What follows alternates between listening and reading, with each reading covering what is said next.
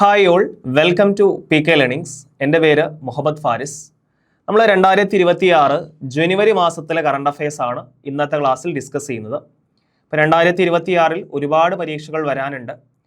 അപ്പോൾ അത് 10th level ആയിക്കോട്ടെ, +2 ലെവൽ ആയിക്കോട്ടെ, ഡിഗ്രി ലെവൽ ആയിക്കോട്ടെ, ഏത് ലെവൽ പരീക്ഷയാണെങ്കിലും കറണ്ട് അഫയേഴ്സ് വളരെ ഇമ്പോർട്ടൻ്റ് ആണ്. ഓക്കെ, അപ്പോൾ അതുകൊണ്ട് കറണ്ട് അഫയേഴ്സിൽ നല്ലൊരു മാർക്ക് നിങ്ങൾക്ക് നേടിത്തരിക എന്നതാണ് നമ്മുടെ ദൗത്യം എന്ന് പറയുന്നത്. അപ്പോൾ അതുകൊണ്ട് 2026 ജനുവരി മാസത്തിലെ കറണ്ട് അഫയേഴ്സ് ആണ് നമ്മൾ ഇന്നത്തെ ക്ലാസ്സിൽ ഡിസ്കസ് ചെയ്യുന്നത്. നമുക്ക് ക്ലാസ്സിലേക്ക് കിടക്കാം. നമ്മൾ ഈ കറണ്ട് അഫയേഴ്സ് പഠിക്കുന്ന രീതി എന്ന് പറഞ്ഞു കഴിഞ്ഞാൽ കേരള, ഇന്ത്യ, വേൾഡ്, സ്പോർട്സ്, ഇങ്ങനെ ഓരോ സെക്ഷൻസ് തിരിച്ചിട്ട്, ഓരോ ടോപ്പിക്കിനെ ഓരോ സെക്ഷൻസ് തിരിച്ചിട്ട്, ഇതുപോലെ കേരളത്തിലെ കറണ്ട് അഫയേഴ്സ്, ഇന്ത്യയിലെ കറണ്ട് അഫയേഴ്സ്, ലോകവുമായി ബന്ധപ്പെട്ട പ്രധാനപ്പെട്ട കറണ്ട് അഫയേഴ്സ്, സ്പോർട്സുമായി ബന്ധപ്പെട്ട കറണ്ട് അഫയേഴ്സ്, ഇങ്ങനെയുള്ള കാര്യങ്ങളാണ് നമ്മൾ ഇങ്ങനെ ഒരു ഓർഡറിലാണ് നമ്മൾ പഠിക്കുന്നത്. സോ ഇങ്ങനെ പഠിക്കുന്നതുകൊണ്ട് തന്നെ നിങ്ങൾക്ക് കറണ്ട് അഫയേഴ്സ് വളരെ സിസ്റ്റമാറ്റിക് ആയിട്ട് പഠിച്ചു പോകാൻ പറ്റും. ഓക്കെ, ആദ്യ ക്ലാസ് ആയതുകൊണ്ടാണ് ഈ ഒരു ഓർഡർ പറഞ്ഞിരുന്നത്. അപ്പോൾ കറണ്ട് അഫയേഴ്സ് വളരെ സിസ്റ്റമാറ്റിക് ആയിട്ട് പഠിക്കാൻ വേണ്ടിയിട്ടാണ് ഈ രീതിയിൽ ഞാൻ കറണ്ട് അഫയേഴ്സ് പ്രസന്റ് ചെയ്യുന്നത്. ഓക്കെ, അപ്പോൾ നമുക്ക് എന്തായാലും കേരളവുമായി ബന്ധപ്പെട്ട 2026 ജനുവരി മാസത്തിലെ കറണ്ട് അഫയേഴ്സ് നോക്കാം. അപ്പൊ ആദ്യം തന്നെ പറയാനുള്ളത് കനകക്കുന്ന് കൊട്ടാരത്തെ കുറിച്ചാണ്. കൊട്ടാരം എന്ന് പറഞ്ഞു കഴിഞ്ഞാൽ തിരുവിതാംകൂറിന്റെ ചരിത്രം വിശദമായിട്ട് രേഖപ്പെടുത്തുന്ന ആദ്യ ഡിജിറ്റൽ മ്യൂസിയം വരുന്നത് എവിടെയാണ്? അത് കനകക്കുന്ന് കൊട്ടാരത്തിലാണ്. ഓക്കെ, കനകക്കുന്ന് കൊട്ടാരത്തിലാണ് തിരുവിതാംകൂറിന്റെ ചരിത്രം വിശദമായി രേഖപ്പെടുത്തുന്ന ആദ്യ പദ്ധതിയായ ഡിജിറ്റൽ മ്യൂസിയം, തിരുവിതാംകൂറിന്റെ ചരിത്രം പറയുന്ന ഡിജിറ്റൽ മ്യൂസിയം നിലവിൽ വരുന്നതാണ് തിരുവനന്തപുരം ജില്ലയിലെ കനകക്കുന്ന് കൊട്ടാരം എന്ന് പറയുന്നത്. ഓക്കെ ആണല്ലോ. അടുത്ത പോയിന്റ് വളരെ ഇമ്പോർട്ടൻ്റ് ആയിട്ടുള്ള ഒരു പോയിന്റ് ആണ്. കേരള ചരിത്രത്തിൽ ആദ്യമായിട്ട് ഒരു MLA എന്താണ്? MLAക്ക് MLA സ്ഥാനം നഷ്ടപ്പെടുകയാണ്. കേരള ചരിത്രത്തിൽ ക്രിമിനൽ കേസിൽ പെട്ടിട്ട് ഒരു MLAക്ക് എന്താണ്? അദ്ദേഹത്തിന്റെ MLA പദവി നഷ്ടമാവുകയാണ്. ആ MLAയുടെ പേരാണ് ആന്റണി രാജു എന്ന് പറയുന്നത്. അപ്പോൾ കേരള ചരിത്രത്തില് ക്രിമിനൽ കേസിൽ ശിക്ഷിക്കപ്പെട്ടിട്ട് എന്താണ്? ഒരു MLAക്ക് അദ്ദേഹത്തിന്റെ പദവി നഷ്ടപ്പെടുകയാണ്. അദ്ദേഹം പഴയ ഗതാഗത മിനിസ്റ്ററൊക്കെ ആയിരുന്നു. ആരെന്ന് പറയുന്നത് ആന്റണി രാജു എന്ന് പറയുന്നത്, ട്രാൻസ്പോർട്ട് മിനിസ്റ്ററൊക്കെ ആയിരുന്നു ആന്റണി രാജു എന്ന് പറയുന്നത്. സോ കേരള ചരിത്രത്തിൽ ക്രിമിനൽ കേസിൽ ശിക്ഷിക്കപ്പെട്ട MLA പദവി നഷ്ടമായിട്ടുള്ള MLA ആണ് ആരെന്ന് പറയുന്നത് ആന്റണി രാജു. തിരുവനന്തപുരം നിയമസഭാ മണ്ഡലത്തിൽ നിന്നാണ് അദ്ദേഹം കേരള നിയമസഭയിലേക്ക് തെരഞ്ഞെടുക്കപ്പെടുന്നത്. ഓക്കെ ആണല്ലോ. ഇനി അടുത്തത്, എല്ലാ കോടതികളും പൂർണ്ണമായി കടലാസ് രഹിതമായി പ്രവർത്തിക്കുന്ന ഇന്ത്യയിലെ ആദ്യ ജുഡീഷ്യൽ ജില്ലയാണ് കൽപ്പറ്റ എന്ന് പറയുന്നത്. ഓക്കെ, എല്ലാ കോടതികളും പൂർണ്ണമായും കടലാസ് രഹിതമായി പ്രവർത്തിക്കുന്ന ഇന്ത്യയിലെ ആദ്യ ജുഡീഷ്യൽ ജില്ലയാണ് കൽപ്പറ്റ എന്ന് പറയുന്നത്. കൽപ്പറ്റയാണ് എല്ലാ കോടതികളും പൂർണ്ണമായും കടലാസ് രഹിതമായി പ്രവർത്തിക്കുന്ന ഇന്ത്യയിലെ ആദ്യത്തെ ജുഡീഷ്യൽ ജില്ലയാണ് കൽപ്പറ്റ അഥവാ വയനാട് എന്ന് പറയുന്നത്. വയനാട്. ഓക്കെ ആണല്ലോ. അപ്പോൾ ഈ രണ്ട് പോയിന്റും വളരെ ഇമ്പോർട്ടൻ്റ് ആണ്, ചോദിക്കാൻ സാധ്യതയുള്ള പോയിന്റ് ആണ്, കൃത്യമായിട്ട് തന്നെ പഠിക്കുക. ഓക്കെ ആണല്ലോ. അടുത്തത് വളരെ പ്രധാനപ്പെട്ട ഒരു പോയിന്റ് ആണ്. സംസ്ഥാനത്തെ ആദ്യ വ്യവസായ പാർക്ക് നിലവിൽ വരുന്നത് എവിടെയാണ്? സംസ്ഥാനത്തെ ആദ്യ വ്യവസായ പാർക്ക് നിലവിൽ വരുന്നത് എവിടെയാണ്? പാലക്കാട് ജില്ലയിലെ ലക്കിടിയിലാണ്. ഓക്കെ, പാലക്കാട് ജില്ലയിലെ ലക്കിടിയിലാണ് സംസ്ഥാനത്തെ ആദ്യ വ്യവസായ പാർക്ക് നിലവിൽ വരുന്നത്. അതുപോലെ തന്നെ സംസ്ഥാനത്തെ ഏത് വന്യജീവി സങ്കേതത്തെയാണ് ചിത്രശലഭ സങ്കേതമായി പ്രഖ്യാപിക്കാൻ ഒരുങ്ങുന്നത്? ഓക്കെ, അപ്പോൾ നമുക്കറിയാം കേരളത്തിലെ വടക്കേ അറ്റത്തുള്ള വന്യജീവി സങ്കേതമാണ് ആറളം വന്യജീവി സങ്കേതം എന്ന് പറയുന്നത്. ഈ ആറളം വന്യജീവി സങ്കേതത്തെയാണ് എന്തായിട്ട് പ്രഖ്യാപിക്കുന്നത്? ചിത്രശലഭ സങ്കേതമായിട്ട് പ്രഖ്യാപിക്കുന്നത്. സോ സംസ്ഥാനത്തെ ഏത് വന്യജീവി സങ്കേതത്തെയാണ് ചിത്രശലഭ സങ്കേതമായിട്ട് പ്രഖ്യാപിക്കാൻ ഒരുങ്ങുന്നത്? ഏതാണ്? ആറളം വന്യജീവി സങ്കേതമാണ്. ഇനി ആറളം ചിത്രശലഭ സങ്കേതം എന്ന് അറിയപ്പെടും. അപ്പോൾ ഇതും വളരെ പ്രധാനപ്പെട്ട പോയിന്റ് ആണ്. ഐ തിങ്ക് ഇതൊരു അടുത്തിടെ ഒരു PSC എക്സാമിൽ ചോദിച്ച ഒരു ചോദ്യമാണ്. ഈ ആറളം വന്യജീവി സങ്കേതത്തെ കുറിച്ചിട്ട് എന്താണ് പോയിന്റ്? സംസ്ഥാനത്തെ ഏത് വന്യജീവി സങ്കേതത്തെയാണ് ചിത്രശലഭ സങ്കേതമായിട്ട് പ്രഖ്യാപിക്കാൻ ഒരുങ്ങുന്നത്? ഉത്തരം ഏതാണ്? അത് ആറളം ചിത്രശലഭ സങ്കേതമാണ്. ഇനി കേരളത്തിൽ ആദ്യമായി പ്ലാസ്റ്റിക് റീസൈക്ലിംഗ് ഇൻഡസ്ട്രിയൽ പാർക്ക് എവിടെയാണ്? എറണാകുളം ജില്ലയിലെ ബ്രഹ്മപുരത്താണ് വരുന്നത്. കേരളത്തിൽ ആദ്യമായിട്ട് പ്ലാസ്റ്റിക് റീസൈക്ലിംഗ് ഇൻഡസ്ട്രിയൽ പാർക്ക് എവിടെയാണ്? എറണാകുളം ജില്ലയിലെ ബ്രഹ്മപുരത്താണ് ഈ ഒരു ഇൻഡസ്ട്രിയൽ പാർക്ക് വരുന്നത്. അടുത്തത്, കുടുംബശ്രീയുടെ കാർഷിക ഭക്ഷ്യവിഭവങ്ങൾ ആഗോള വിപണിയിൽ എത്തിക്കുന്ന പുതിയ ബ്രാൻഡാണ് കെ ഇനം എന്ന് പറയുന്നത്. അപ്പോൾ കുടുംബശ്രീ എന്ന് പറയുന്ന സ്ത്രീ ശാക്തീകരണ കൂട്ടായ്മയുടെ കാർഷിക ഭക്ഷ്യവിഭവങ്ങൾ ലോകമെമ്പാടും എത്തിക്കുന്നതിനുള്ള പുതിയ ബ്രാൻഡിന്റെ പേരാണ് കെ ഇനം എന്ന് പറയുന്നത്. കുടുംബശ്രീയുടെ കാർഷിക ഭക്ഷ്യവിഭവങ്ങൾ ആഗോള വിപണിയിൽ എത്തിക്കുന്ന പുതിയ ബ്രാൻഡാണ് കെ ഇനം എന്ന് പറയുന്നത്. ഇനി അടുത്ത പോയിന്റ് വളരെ ഇമ്പോർട്ടന്റ് ആണ്. ഇത് അടുത്ത പരീക്ഷകളിൽ ചോദിക്കാൻ സാധ്യതയുള്ള ഒരു പോയിന്റ് ആണ്. രാജ്യത്ത് ബ്ലോക്ക് ചെയിൻ സംവിധാനം നടപ്പിലാക്കുന്ന ആദ്യത്തെ പബ്ലിക് സർവീസ് കമ്മീഷനാണ് കേരള PSC എന്ന് പറയുന്നത്. ഇത് വളരെ ഇമ്പോർട്ടന്റ് ആണ്. ഇത് ചോദിക്കാൻ സാധ്യതയുള്ള ഒരു പോയിന്റ് ആണ്. രാജ്യത്ത് ബ്ലോക്ക് ചെയിൻ സംവിധാനം നടപ്പിലാക്കുന്ന ആദ്യത്തെ PSC ആണ് നമ്മുടെ കേരള PSC എന്ന് പറയുന്നത്. സോ സ്വാഭാവികമായിട്ടും നമ്മുടെ മനസ്സിലുണ്ടാവും എന്താണ് ബ്ലോക്ക് ചെയിൻ എന്നൊരു സംശയം നിങ്ങളുടെ ഉള്ളിലുണ്ടാവും. എന്താണ്? വലിയ ഡാറ്റകൾ സുതാര്യമായും സുരക്ഷിതമായും സൂക്ഷിക്കാനും പരിപാലിക്കാനും കഴിയുന്ന സംവിധാനമാണ് ബ്ലോക്ക് ചെയിൻ എന്ന് പറയുന്നത്. അപ്പോൾ ഒരു ലാർജ് ക്വാണ്ടിറ്റിയിലുള്ള ഡാറ്റ എന്താണ്? അത് സുരക്ഷിതമായി സൂക്ഷിക്കാനും പരിപാലിക്കാനും സുതാര്യമാക്കുന്നതിനും കഴിയുന്ന സംവിധാനത്തെയാണ് എന്തെന്ന് പറയുന്നത്? ബ്ലോക്ക് ചെയിൻ എന്ന് പറയുന്നത്. ഇത്തരം ബ്ലോക്ക് ചെയിൻ സംവിധാനം കൊടുക്കുന്ന രാജ്യത്തെ ആദ്യ PSC ആണ് കേരള PSC എന്ന് പറയുന്നത്. അപ്പോൾ ഈ പോയിന്റ് വളരെ ഇമ്പോർട്ടന്റ് ആണ്. അത് അടുത്ത പരീക്ഷകളിൽ ചോദിക്കാൻ വളരെയേറെ സാധ്യതയുള്ള ഒരു ചോദ്യമാണ്. കൃത്യമായിട്ട് തന്നെ അത് പഠിക്കുക, ഒരിക്കലും സ്കിപ്പ് ചെയ്യരുത്. ചോദിക്കാൻ സാധ്യതയുള്ള ഒരു ചോദ്യമാണ്. ഇനി നമ്മുടെ കേരള സംസ്ഥാന സ്കൂൾ കലോത്സവം അതിന് വേദിയായത് തൃശ്ശൂർ ജില്ലയായിരുന്നു. തൃശ്ശൂരായിരുന്നു ഇത്തവണത്തെ സംസ്ഥാന സ്കൂൾ കലോത്സവത്തിന് വേദിയായത്. സോ അതിൽ ചാമ്പ്യൻസ് ആയത് ആരാണ്? കണ്ണൂരാണ്. സംസ്ഥാന സ്കൂൾ കലോത്സവത്തില് കിരീടം ചൂടിയത് കണ്ണൂരാണ്. വേദിയായ ജില്ലയാണ് തൃശ്ശൂർ ജില്ല. കേരളത്തിന്റെ സാംസ്കാരിക തലസ്ഥാനമായിട്ടുള്ള തൃശ്ശൂർ ജില്ലയാണ് 2026 സംസ്ഥാന സ്കൂൾ കലോത്സവത്തിന് വേദിയായത്. അതില് ചാമ്പ്യൻസ് ആയിട്ട് മാറിയത് കണ്ണൂരാണ്. അതുപോലെ ഇത്തവണത്തെ 2026 സംസ്ഥാന സ്കൂൾ കലോത്സവത്തില് ഒരു കുട്ടി വീഡിയോ കോൺഫറൻസ് വഴി പങ്കെടുത്തിട്ടുണ്ട്. ആ കുട്ടിയുടെ പേരാണ് സിയ ഫാത്തിമ എന്ന് പറയുന്നത്. 2026 കലോത്സവത്തിന്റെ ഏറ്റവും വലിയ പ്രത്യേകതയായിരുന്നു ഒരു കുട്ടി എന്താണ് വീഡിയോ കോൺഫറൻസ് വഴി എന്താണ് മത്സരത്തിൽ പങ്കെടുത്തു. ആ കുട്ടിയുടെ പേരെന്താണ്? സിയ ഫാത്തിമ എന്നാണ് പേര്. ഇനി ജനുവരി 4 കേരളത്തിൽ ഏത് ദിനമായിട്ടാണ് ആചരിക്കുന്നത്? രജിസ്ട്രേഷൻ ദിനമായിട്ടാണ്. അപ്പൊ കേരളത്തില് ജനുവരി 4 എന്ത് പ്രത്യേകതയാന്ന് ചോദിച്ചു കഴിഞ്ഞാൽ രജിസ്ട്രേഷൻ ദിനമായിട്ട് ആചരിക്കാൻ പ്രഖ്യാപിച്ചിട്ടുണ്ട്. കേരളത്തിൽ ഇനി മുതൽ ജനുവരി 4 എന്ത് ദിനമായിട്ടാണ് ആചരിക്കുന്നത്? രജിസ്ട്രേഷൻ ദിനമായിട്ടാണ് ആചരിക്കുന്നത് എന്നുള്ളത് നിങ്ങൾ മനസ്സിലാക്കുക. സോ ഈ രണ്ടാമത്തെ പോയിന്റ് വളരെ ഇമ്പോർട്ടന്റ് ആണ്. ആദ്യമായിട്ട് ഒരു മത്സരാർത്ഥി സംസ്ഥാന സ്കൂൾ കലോത്സവത്തില് വീഡിയോ കോൺഫറൻസ് വഴി മത്സരിക്കുകയാണ്. ആ കുട്ടിയുടെ പേരാണ് സിയ ഫാത്തിമ എന്ന് പറയുന്നത്. ഇമ്പോർട്ടന്റ് ആയിട്ടുള്ള ഒരു ചോദ്യമാണ്. ഇനി അടുത്ത പരീക്ഷകളിൽ ചോദിക്കാൻ സാധ്യതയുള്ള മറ്റൊരു പോയിന്റ് ആണ് ബാസിലസ് സബ്റ്റിലിസ് എന്ന് പറയുന്ന ഈ സൂക്ഷ്മാണുവിനെ കുറിച്ച്. ബാസിലസ് സബ്റ്റിലിസ് എന്ന് പറയുന്ന ഈ സൂക്ഷ്മാണുവിനെ കുറിച്ചിട്ട് അടുത്ത പരീക്ഷകളിൽ ചോദിക്കാൻ സാധ്യതയുണ്ട്.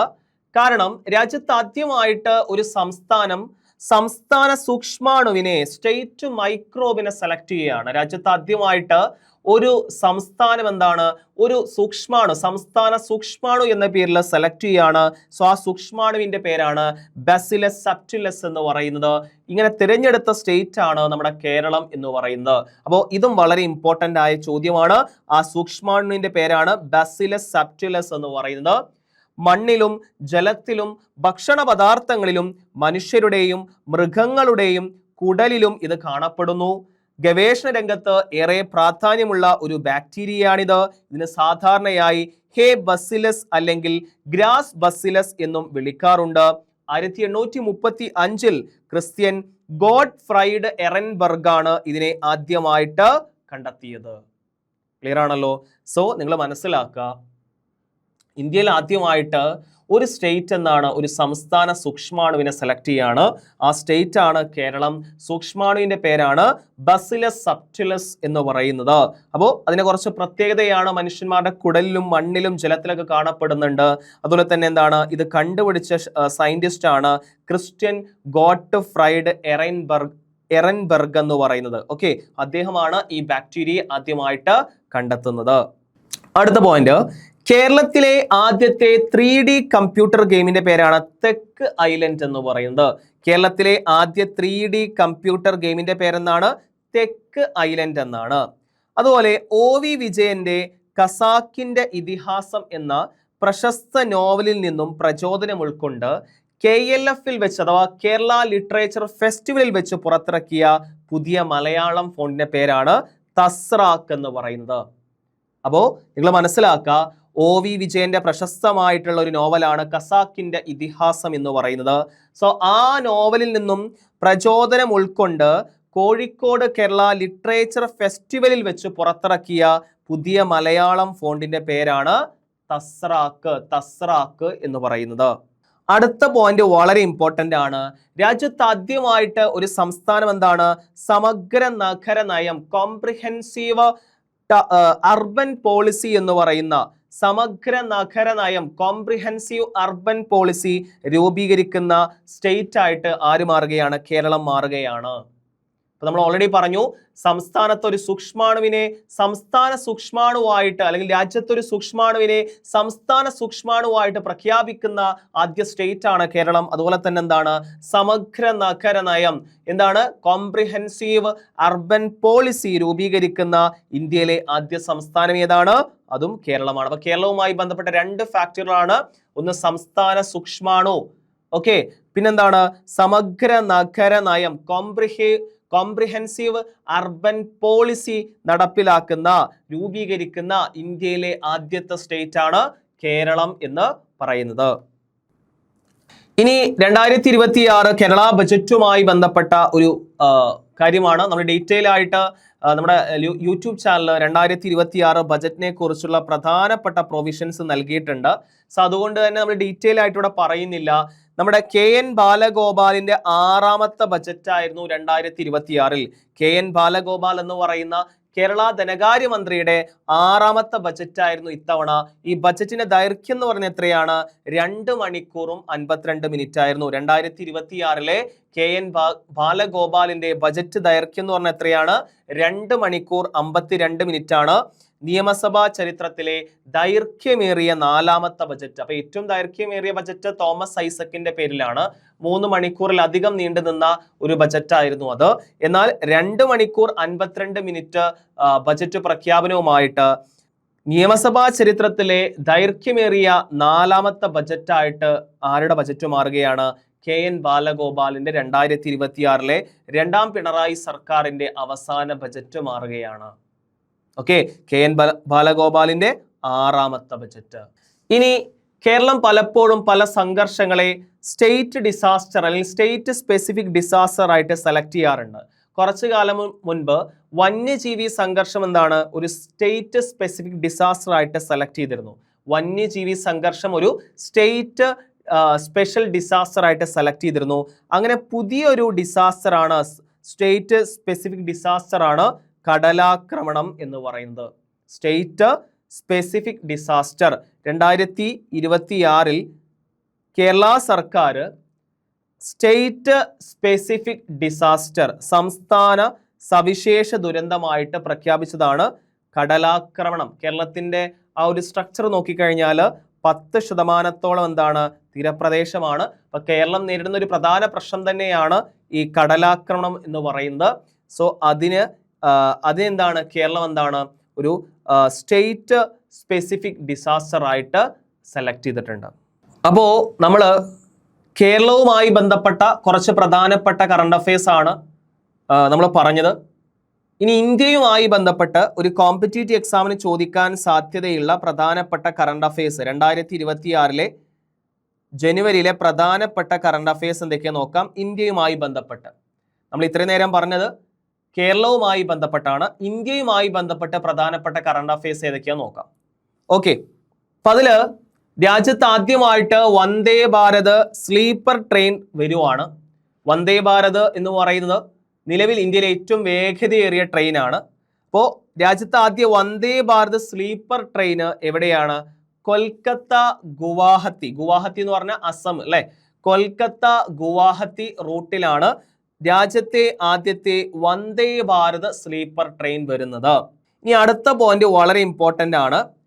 നമുക്കറിയാം ഇത്രയും കാലം അരിയുടെ ഉൽപാദനത്തിൽ 1-ാം സ്ഥാനത്ത് ചൈനയായിരുന്നു. ഓക്കെ, 1-ാം സ്ഥാനത്ത് ഇത്രയും കാലത്ത് അരിയുടെ ഉൽപാദനത്തിൽ ആരായിരുന്നു 1-ാം സ്ഥാനം? ചൈനയായിരുന്നു. എന്നാൽ ചൈനയെ പിന്തള്ളി ഇന്ത്യ എത്രാം സ്ഥാനത്തേക്ക് എത്തി? ഇന്ത്യ 1-ാം സ്ഥാനത്തേക്ക് എത്തി. ലോകത്തെ മൊത്തം അരി ഉൽപാദനത്തിന്റെ 28%-ലധികവും ഇന്ത്യയിലാണ് നടക്കുന്നത്. ലോകത്തെ മൊത്തം അരി കയറ്റുമതിയുടെ 40%-വും ഇന്ത്യയിൽ നിന്നാണ്. സോ അരി ഉൽപാദനത്തില് ചൈനയെ പിന്തള്ളി ലോകത്തിലെ ഏറ്റവും അരി ഉൽപാദന രാജ്യം എന്ന് പറയുന്ന റെക്കോർഡ് സ്വന്തമാക്കിയത് നമ്മുടെ ഇന്ത്യയാണ്. നമ്മുടെ കയറ്റുമതി എന്ന് പറയുന്നത് 28% എന്ന് പറയുന്നത് എന്താണ്? ലോകത്തെ മൊത്തം അരി ഉൽപാദനത്തിന്റെ അളവാണ്. അതുപോലെ ഇന്ത്യയിൽ ഉണ്ടാക്കുന്ന അരിയുടെ 40% എന്താണ്? കയറ്റുമതിയാണ് ചെയ്യുന്നത്. അടുത്തത് ഇന്ത്യയിലെ ആദ്യത്തെ AI റിസർച്ച് ഇൻസ്റ്റിറ്റ്യൂഷൻ എവിടെയാണ്? ഗുജറാത്തിലാണ് വരുന്നത്. ഇന്ത്യയിലെ ആദ്യത്തെ AI റിസർച്ച് ഇൻസ്റ്റിറ്റ്യൂഷൻ എവിടെയാണ്? ഗുജറാത്തിലാണ് വരുന്നത്. ഇന്ത്യയിലെ ആദ്യത്തെ AI റിസർച്ച് ഇൻസ്റ്റിറ്റ്യൂഷൻ എവിടെയാണ്? ഗുജറാത്തിലാണ് വരുന്നത്. ഇന്ത്യയിലെ ആദ്യത്തെ ആർട്ടിഫിഷ്യൽ ഇന്റലിജൻസ് റിസർച്ച് ഇൻസ്റ്റിറ്റ്യൂട്ട് എവിടെ വരുന്നത്? ഗുജറാത്തിലാണ് വരുന്നത്. അപ്പോൾ ഈ രണ്ടാമത്തെ പോയിന്റ് വളരെ ഇമ്പോർട്ടന്റ് ആണ്. അത് ചോദിക്കാൻ സാധ്യതയുണ്ട്. വേൾഡ് എക്കണോമി എന്ന് പറയുന്ന ഭാഗത്തൊക്കെ കറണ്ട് അഫെയർ ആയിട്ട് ചോദിക്കാൻ സാധ്യതയുള്ള ഒരു ചോദ്യമാണ്. ഇനി ഇന്ത്യയിലെ ആദ്യത്തെ സംസ്ഥാനതല drone data repository, state level drone data repository നിലവിൽ വന്ന സ്റ്റേറ്റ് ആണ് മധ്യപ്രദേശ് എന്ന് പറയുന്നത്. ഇന്ത്യയിൽ ആദ്യത്തെ സംസ്ഥാനതല ഡ്രോൺ ഡാറ്റ റിപ്പോസിറ്ററി നിലവിൽ വന്ന സ്റ്റേറ്റ് ആണ് മധ്യപ്രദേശ് എന്ന് പറയുന്നത്. ഇന്ത്യയിൽ ആദ്യമായിട്ട് ഡ്രോൺ ഡാറ്റ ഡിപ്പോസിറ്ററി നിലവിൽ വന്ന സംസ്ഥാനമാണ് മധ്യപ്രദേശ് എന്ന് പറയുന്നത്. അതുപോലെ ആധാർ, നമ്മുടെ ഏറ്റവും വലിയ തിരിച്ചറിയൽ രേഖയാണ് ആധാർ എന്ന് പറയുന്നത് അല്ലെ. അപ്പോൾ ആധാറിന്റെ പുതിയ ഭാഗ്യചിഹ്നമാണ് ഉദയ് എന്ന് പറയുന്നത്. UIDAI, അതായത് ഈ ഒരു വാക്കിൽ നിന്നാണ് ഉദയ് എന്ന് പറയുന്ന വാക്ക് ഉണ്ടായിട്ടുള്ളത്. അപ്പോ ഉദയ് എന്ന് പറഞ്ഞാൽ എന്താണ്? അത് ആധാറിന്റെ പുതിയ ഭാഗ്യചിഹ്നമാണ് ഉദയ് എന്ന് പറയുന്നത്. ഇനി പൂനെ സ്വദേശിയായ റിയ ജെയിനാണ് ഇതിന് ഉദയ് എന്നുള്ള പേരിട്ടത്. എന്നാൽ ഈ ഭാഗ്യചിഹ്നം ഡിസൈൻ ചെയ്ത മലയാളിയാണ് അരുൺ ഗോകുൽ എന്ന് പറയുന്നത്. അപ്പോൾ ഇതും വളരെ ഇമ്പോർട്ടന്റ് ആണ്. ആധാറിന്റെ പുതിയ ഭാഗ്യചിഹ്നമാണ് UIDAI, ഉദയ് എന്ന് പറയുന്നത്. ഓക്കെ, അപ്പോൾ ഈ ഭാഗ്യചിഹ്നത്തിന് പേരിട്ടിരിക്കുന്നത് പൂനെ സ്വദേശിയായ റിയ ജെയിൻ ആണ്. അതുപോലെ ഭാഗ്യചിഹ്നം ഡിസൈൻ ചെയ്ത ആരാണ്? അരുൺ ഗോകുലാണ്. അരുൺ ഗോകുൽ. അടുത്തത് ചരിത്ര നേട്ടം സ്വന്തമാക്കി ചോൻസിൽ ആങ്മോ. അപ്പോൾ ചരിത്ര നേട്ടം എന്ന് പറഞ്ഞു കഴിഞ്ഞാൽ ഈ പ്രധാനപ്പെട്ട 3 പീക്കുകൾ എവറസ്റ്റ്, എൽബ്രസ്, ആഫ്രിക്ക തുടങ്ങിയ പ്രധാനപ്പെട്ട ഈ പീക്കുകൾ കീഴടക്കുന്ന ലോകത്തിലെ ഏക കാഴ്ച പരിമിതിയുള്ള വനിതയാണ് ചോൻസിൻ ആങ്മോ എന്ന് പറയുന്നത്. അപ്പോൾ ചോൻസിൻ ആങ്ങോ എന്ന് പറഞ്ഞു കഴിഞ്ഞാൽ കാഴ്ച പരിമിതിയുള്ള ആളാണ്. അവര് ലോകത്തിലെ തന്നെ ഉയർന്ന കൊടുമുടിയായിട്ടുള്ള എവറസ്റ്റ്, എൽബ്രസ്, അതുപോലെ കിളിമഞ്ചാരോ ഈ തുടങ്ങിയ കൊടുമുടികൾ എന്താണ് അവര് കീഴടക്കി. അപ്പോൾ ഈ ഒരു ഇത്തരം എന്താണ് കൊടുമുടികൾ മറികടക്കുന്ന കീഴ്പ്പെടുത്തുന്ന ആദ്യ കാഴ്ച പരിമിതിയുള്ള വനിത എന്നുള്ളതാണ് അവിടെ നേട്ടം എന്ന് പറയുന്നത്. അടുത്തത്, ചരിത്രത്തിൽ ആദ്യമായി കന്റോൺമെന്റ് മേഖലക്ക് പുറത്തു വെച്ച് 78ാമത് ആർമി ഡേ പരേഡ് നടന്ന സ്ഥലം ഏതാണ്? ജയ്പൂരാണ്. അപ്പൊ നിങ്ങൾ മനസ്സിലാക്കുക, ചരിത്രത്തിൽ ആദ്യമായിട്ട് കന്റോൺമെന്റ് മേഖലക്ക് പുറത്ത് വെച്ച് ഇന്ത്യയുടെ 78ാമത് ആർമി ഡേ പരേഡ് നടന്ന നഗരം ഏതാണ്? ജയ്പൂരാണ് എന്ന് നിങ്ങൾ മനസ്സിലാക്കുക. അത് വളരെ പ്രധാനപ്പെട്ട ഒരു പോയിന്റ് ആണ്. അപ്പോ ഇവിടെ രണ്ട് കാര്യങ്ങൾ പറഞ്ഞു. ഒന്ന്, ചോൻസിൻ ആങ്മോ എന്ന് പറയുന്ന വ്യക്തിയെക്കുറിച്ച്. അവരെന്താണ് പ്രധാനപ്പെട്ട പല പീക്കുകളും അവരെന്താണ് കീഴടക്കി. പ്രധാന പ്രത്യേകത എന്താണ്? അവർ അന്ധരാണ്, അല്ലെ, കാഴ്ച പരിമിതിയുള്ള വ്യക്തിയാണ്. ഇനി ചരിത്രത്തിൽ ആദ്യമായിട്ട് കന്റോൺമെന്റ് മേഖലക്ക് പുറത്ത് വെച്ച് 78ാമത് ആർമി ഡേ പരേഡ് നടന്ന നഗരം എവിടെയാണ്? ഇന്ത്യയുടെ പിങ്ക് സിറ്റി എന്നറിയപ്പെടുന്ന ജയ്പൂരിലാണ്. ജയ്പൂർ. അടുത്തത്, 77ാമത് റിപ്പബ്ലിക് ദിന ആഘോഷം ഉണ്ടായിരുന്നു, അല്ലെ. എല്ലാ വർഷവും റിപ്പബ്ലിക് ദിനത്തിന് എന്താണ് ഗസ്റ്റുകളെ ക്ഷണിക്കാറുണ്ട്. 2026 റിപ്പബ്ലിക് ദിനത്തിന് ഒരുപാട് പ്രത്യേകതകൾ ഉണ്ടായിരുന്നു. അതിനെക്കുറിച്ച് നമ്മൾ ഡിസ്കസ് ചെയ്യുന്നുണ്ട്. സോ 2026 77ാമത് റിപ്പബ്ലിക് ഡേയുടെ ഗസ്റ്റുകൾ ആരൊക്കെയാണ്? അന്റോണിയോ കോസ്റ്റ, യൂറോപ്യൻ കമ്മീഷന്റെ തലവനാണ് Antonio Costa. Ursula von der Leyen, European യൂണിയന്റെ അധ്യക്ഷയാണ് ഉർസുല വോണ്ടർ ലൈൻ എന്ന് പറയുന്നത്. സോ അന്റോണിയോ കോസ്റ്റയും ഉർസുല വോണ്ടർ ലൈനുമാണ് എന്ത് ചെയ്യുന്നു എന്ന് പറയുന്നത് 2026 77ാമത് റിപ്പബ്ലിക് ദിന ആഘോഷത്തിന്റെ അതിഥികൾ എന്ന് പറയുന്ന ആരൊക്കെയാണ്? യൂറോപ്യൻ കമ്മീഷന്റെ തലവനായിട്ടുള്ള Antonio Costa, Ursula von der Leyen എന്ന് പറയുന്നത്. ഇനി ലോകയാൻ 2026 എന്ന് പറയുന്ന യാത്ര ഇന്ത്യയുടെ കുറച്ച് നാവിക സൈനികർ എന്താണ് നാവിക ഓഫീസർമാർ നടത്തുന്നുണ്ട്. INS സുദർശിനി എന്ന് പറയുന്ന പായ്ക്കപ്പൽ ഉപയോഗിച്ചിട്ടാണ് ഈ ലോകയാൻ 2026 അവർ പ്ലാൻ ചെയ്തിട്ടുള്ളത്. അപ്പോ 10 മാസം നീളുന്ന ഒരു ഉലക സഞ്ചാരമാണ് ലോകയാൻ എന്ന് പറയുന്നത്. അപ്പോ അതിനുപയോഗിക്കുന്ന പായ്ക്കപ്പലാണ് INS സുദർശിനി എന്ന് പറയുന്നത്. 10 മാസം നീളുന്ന ഉലക സഞ്ചാരത്തിനായി ഇന്ത്യൻ നാവികസേനയുടെ പരിശീലന പായ്ക്കപ്പലാണ് INS സുദർശിനി എന്ന് പറയുന്നത്. ചൊവ്വാഴ്ച കൊച്ചി തീരത്ത് നിന്ന് യാത്രയാകും. ലോകയാൻ 2026 എന്നാണ് ഈ ഒരു മിഷന്റെ പേര്. ഓക്കെ, യാത്രയിൽ നാവിക തീരരക്ഷാ സേനകളിലെ 265 ട്രെയിനി ഓഫീസർമാരാണ് പങ്കെടുക്കുന്നത്. അപ്പോൾ ഈ പോയിന്റ് വളരെ ഇമ്പോർട്ടൻ്റ് ആണ്. ഇതും ഇമ്പോർട്ടൻ്റ് ആണ്. ഇപ്പോൾ 2026 Antonio Costa, Ursula von der line, 2025 പ്രഭാവോ Subianto. Okay, അപ്പോൾ ഇതൊക്കെ വളരെ ഇമ്പോർട്ടൻ്റ് ആയിട്ടുള്ള വ്യക്തികളാണ്. കൃത്യമായിട്ട് പഠിച്ചു വെക്കുക. ഇനി നമ്മൾ പറയാനുള്ളത്, തമിഴ്നാട്ടിൽ പുതിയൊരു പുരസ്കാരം പ്രഖ്യാപിച്ചിട്ടുണ്ട്. നമ്മുടെ കേന്ദ്ര സാഹിത്യ അക്കാദമി അവാർഡ് ഉണ്ടല്ലോ, അതിന് സമാനമായുള്ള പുരസ്കാരമാണ് തമിഴ്നാട്ടിൽ പ്രഖ്യാപിച്ചിട്ടുള്ളത്. ആ പുരസ്കാരത്തിന്റെ പേരാണ് സെൻമൊഴി ഇലക്കിയ വിരുദു അഥവാ ശ്രേഷ്ഠ ഭാഷാ സാഹിത്യ പുരസ്കാരം എന്നാണ്. അപ്പോൾ കേന്ദ്ര സാഹിത്യ അക്കാദമി അവാർഡിന്റെ മാതൃകയിൽ ഹിന്ദി ഇതര ഭാഷകൾക്കായി സെൻമൊഴി ഉലക്കിയ വിരുദു അഥവാ ശ്രേഷ്ഠ ഭാഷാ സാഹിത്യ പുരസ്കാരം അത് ഏർപ്പെടുത്തുന്ന സംസ്ഥാനമാണ് തമിഴ്നാട് എന്ന് പറയുന്നത് കേന്ദ്ര സാഹിത്യ അക്കാദമി അവാർഡിന്റെ മാതൃകയിൽ. ഇനി ഞാൻ പറഞ്ഞിരുന്നു 2026 റിപ്പബ്ലിക് ദിനത്തിന് ഒരുപാട് പ്രത്യേകതയുണ്ട്. വന്ദേ മാതരത്തിന്റെ 150ാം വാർഷികമായിരുന്നു. ഓക്കെ, സോ വന്ദേ മാതരത്തിന്റെ 150ാം വാർഷികം പ്രമേയമാക്കി 2026 77ാമത് റിപ്പബ്ലിക് ദിന പരേഡിനായി സംഗീതം ചിട്ടപ്പെടുത്തിയത് ആരാണ്? MM കീരവാണിയാണ്. അപ്പോൾ നാട്ടു നാട്ടു എന്ന് പറയുന്ന സോങ്ങിന് ഓസ്കാർ പുരസ്കാരം എല്ലാം ലഭിച്ച വ്യക്തിയാണ് MM കീരവാണി എന്ന് പറയുന്നത്. സോ വന്ദേ മാതരത്തിന്റെ 150ാം വാർഷികം പ്രമേയമാക്കി 2026 77ാമത് റിപ്പബ്ലിക് ദിന ആഘോഷത്തിന്റെ പരേഡിന്റെ സോങ് ചിട്ടപ്പെടുത്തിയത് ആരാണ്? അത് എം കീരവാണിയാണ്. സോ 2026 റിപ്പബ്ലിക് ദിന ആഘോഷത്തിന്റെ പരേഡിന്റെ പ്രധാന പ്രമേയം എന്താണ്? വന്ദേ മാതരത്തിന്റെ 150 വർഷങ്ങൾ എന്നാണ്. അപ്പോൾ ഇവിടെ കൃത്യമായിട്ട് നിങ്ങൾ മനസ്സിലാക്കണം, എല്ലാം ഇമ്പോർട്ടൻ്റ് ആയിട്ടുള്ള പോയിന്റ് ആണ്, ഒന്നുപോലും സ്കിപ്പ് ചെയ്യാനില്ല. എല്ലാം ഇമ്പോർട്ടൻ്റ് ആയ പോയിന്റ് ആണ്, കൃത്യമായിട്ട് തന്നെ പഠിക്കുക.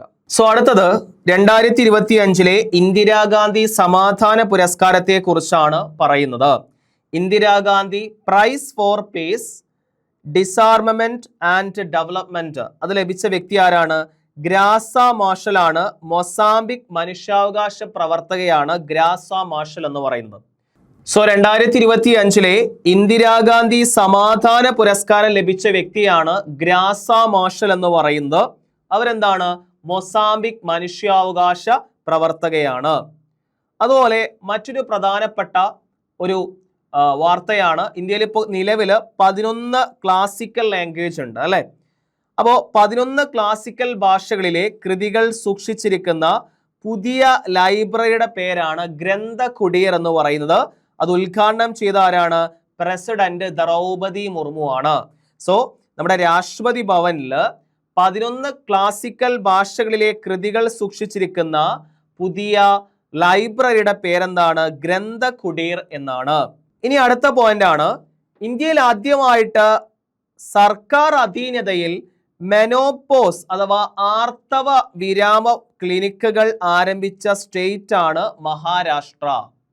ഓക്കെ, അപ്പോൾ ഇന്ത്യയിൽ ആദ്യമായിട്ട് സർക്കാർ അധീനതയിൽ മെനോപോസ് ക്ലിനിക്കുകൾ ആരംഭിച്ച സ്റ്റേറ്റ് ആണ് മഹാരാഷ്ട്ര സ്റ്റേറ്റ് എന്ന് പറയുന്നത്. ഈ സ്ലൈഡിൽ ഇന്ദിരാഗാന്ധി സമാധാന പുരസ്കാരം അറിഞ്ഞിരിക്കുക. ഗ്രാസ മാർഷൽ എന്ന് പറയുന്ന മൊസാംബിക് മനുഷ്യാവകാശ പ്രവർത്തകയാണ്. പലപ്പോഴും ഇത് ചോദിക്കാറുണ്ട്, വളരെ ഇമ്പോർട്ടൻ്റ് ആയിട്ടുള്ള ഒരു അവാർഡാണ്. ഇനി അടുത്ത പ്രധാനപ്പെട്ട ഒരു പോയിന്റ് ആണ്, ഗ്രാമപഞ്ചായത്തുകളുടെ പ്രവർത്തനങ്ങൾ ഏകോപിപ്പിക്കാൻ വേണ്ടിയിട്ട് കേന്ദ്ര സർക്കാർ പുറത്തിറക്കിയ ചാറ്റ് ബോട്ടിന്റെ പേരാണ് പഞ്ചം അഥവാ panchayat assistant and messaging chat bot എന്ന് പറയുന്നത്. അപ്പോൾ ഗ്രാമപഞ്ചായത്തുകളുടെ പ്രവർത്തനങ്ങൾ ഏകോപിപ്പിക്കാൻ വേണ്ടിയിട്ട് സെൻട്രൽ ഗവൺമെന്റ് പുറത്തിറക്കിയ പുതിയ ചാറ്റ് ബോട്ടിന്റെ പേരാണ് പഞ്ചം എന്ന് പറയുന്നത്. പഞ്ചത്തിന്റെ ഫുൾ ഫോം ആണ് panchayat assistance and messaging chat bot എന്ന് പറയുന്നത്. ഗ്രാമപഞ്ചായത്തുകളുടെ പ്രവർത്തനങ്ങൾ ഏകോപിപ്പിക്കാൻ കേന്ദ്ര സർക്കാർ പുറത്തിറക്കുന്ന ചാറ്റ് ബോട്ടിന്റെ പേരാണ് പഞ്ചം എന്ന് പറയുന്നത്.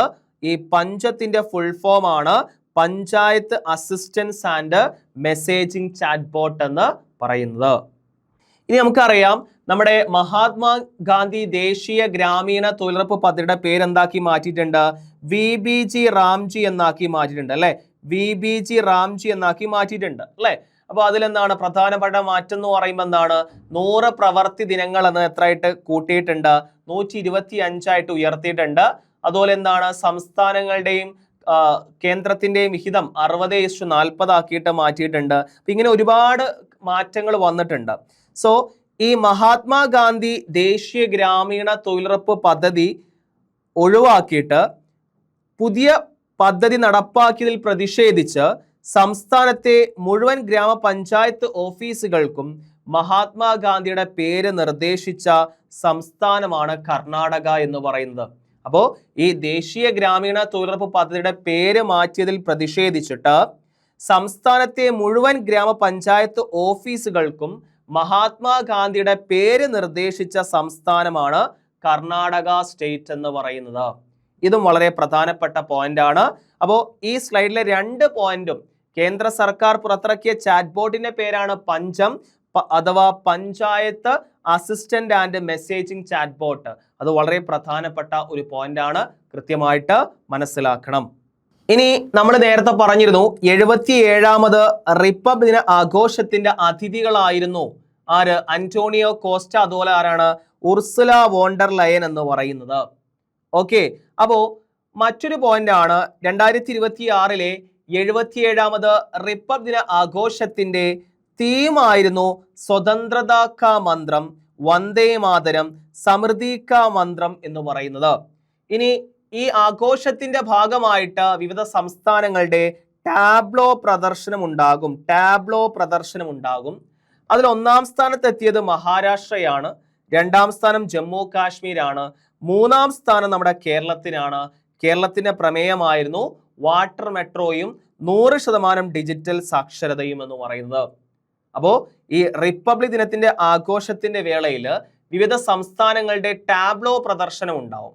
ഓക്കെ, സോ അതിൽ ഒന്നാം സ്ഥാനത്ത് മഹാരാഷ്ട്രയാണ് എത്തിയത്, രണ്ടാം സ്ഥാനത്ത് ജമ്മു കാശ്മീരാണ്, മൂന്നാം സ്ഥാനത്ത് നമ്മുടെ കേരളമാണ്. കേരളത്തിന്റെ പ്രമേയമായിരുന്നു കൊച്ചി വാട്ടർ മെട്രോയും 100% ഡിജിറ്റൽ സാക്ഷരതയും എന്ന് പറയുന്നത്. ഇത് വളരെ പ്രധാനപ്പെട്ട ഒരു പ്രമേയമായിരുന്നു. അതുകൊണ്ട് തന്നെ കേരളത്തിന് എത്രാം സ്ഥാനം ലഭിച്ചു? മൂന്നാം സ്ഥാനം ലഭിച്ചു. ഇനി രാജ്യത്തെ പ്രധാനപ്പെട്ട ഒരു സിവിലിയൻ ബഹുമതിയാണ് പത്മ പുരസ്കാരങ്ങൾ എന്ന് പറയുന്നത്. 2026 പ്രധാനമായും 131 പേർക്കാണ് പത്മ പുരസ്കാരം നൽകിയത്. അതിൽ 8 പേർക്ക് കേരളത്തിൽ നിന്നാണ് ലഭിച്ചത്. പത്മ പുരസ്കാരം 8 മലയാളികൾക്ക് ലഭിച്ചിട്ടുണ്ട്. അതിൽ 8 മലയാളികൾക്ക് പത്മ പുരസ്കാരം ലഭിച്ചിട്ടുണ്ട്. അപ്പൊ 131 പേരിൽ 5 പേർക്ക് എന്താണ്? പത്മവിഭൂഷണാണ്. പത്മ പുരസ്കാരം ലഭിച്ച 131 പേരിൽ 5 പേർക്ക് എന്താണ്? പത്മവിഭൂഷണാണ്. അതിൽ 3 പേരെന്താണ്? മലയാളികളാണ്. പത്മവിഭൂഷൺ ലഭിച്ച 5 പേരിൽ 3 പേര് മലയാളികളാണ്. ആരൊക്കെയാണ്? VS അച്യുതാനന്ദനുണ്ട്, KT തോമസ് ഉണ്ട്, പിന്നെന്താണ്? P നാരായണൻ, സാഹിത്യകാരനായിട്ടുള്ള P നാരായണൻ, പിന്നെന്താണ്? വയലിനിസ്റ്റ് N രാജം, നടൻ ധർമ്മേന്ദ്ര. ഇത്രയും ആളുകൾക്കാണ്. ഇതിൽ VS അച്യുതാനന്ദൻ എന്താണ്? മരണാനന്തര ബഹുമതിയായിട്ടാണ് പത്മ പുരസ്കാരം ലഭിച്ചിരിക്കുന്നത്.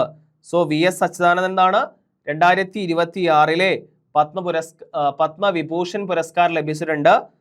അദ്ദേഹത്തിനെ സോഷ്യൽ സർവീസ് മാനിച്ചുകൊണ്ടാണ് ഈ ഒരു പുരസ്കാരം അഥവാ മരണാനന്തര ബഹുമതിയായിട്ട് നൽകിയത്.